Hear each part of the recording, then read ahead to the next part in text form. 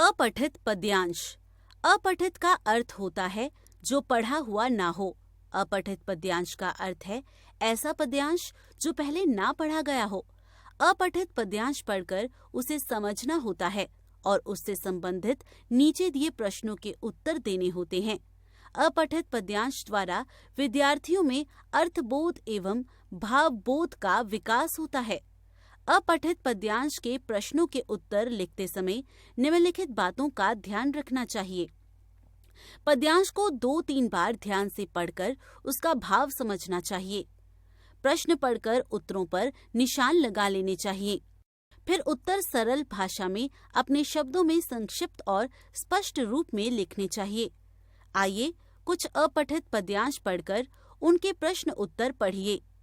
ज्यों निकलकर बादलों की गोद से थी अभी एक बूंद कुछ आगे बढ़ी, सोचने फिर यही जी में लगी, आह क्यों घर छोड़कर मैं यूं कढ़ी।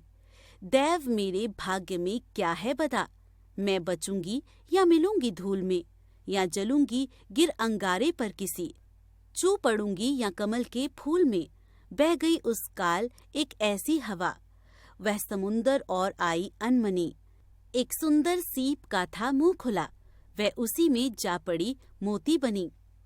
बूंद कहाँ से निकली, आकाश से, बादल की गोद से, घर से, पेड़ से। बूंद मन में क्या सोच रही है, वह घर छोड़कर क्यों निकली, वह कितनी ठंडी है, उसे वापस जाना चाहिए, उसे खेलना था।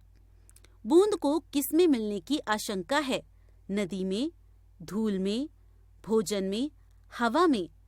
बूंद समुंदर की ओर किस अवस्था में आई, उत्साहित, गतिशील, अनमनी, अलसाई। बह गई उस काल एक ऐसी हवा, कौन सा काल है, वर्तमान, भूतकाल, भविष्यत्काल, कोई नहीं। लीक पर वे चले जिनके चरण दुर्बल और हारे हैं। हमें तो जो हमारी यात्रा से बने ऐसे अनिर्मित पंथ प्यारे हैं। साक्षी हो राह रोके खड़े पीले बांस के झुरमुट, कि उनमें गा रही है जो हवा, उसी से लिपटे हुए सपने हमारे हैं।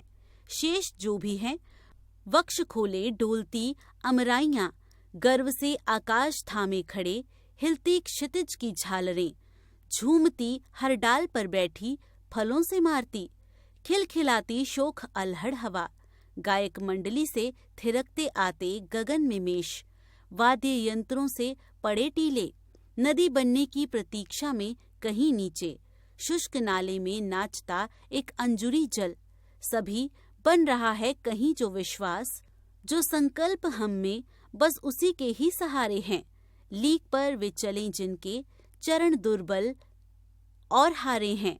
हम तो जो हमारी यात्रा से बने ऐसे अनिर्मित पंथ प्यारे हैं। प्रश्न, लीक पर कौन चलता है?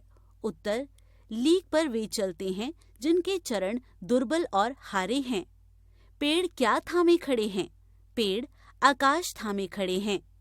नाले में नाचता जल क्या बनने की प्रतीक्षा में है? नाले में नाचता जल नदी बनने की प्रतीक्षा में है। रास्ता का समानार्थी पद्यांश से छांटकर लिखिए। रास्ता का समानार्थी पंथ है। उपयुक्त पद्यांश का उचित शीर्षक क्या हो सकता है? उपयुक्त पद्यांश का उचित शीर्षक है आत्मविश्वास।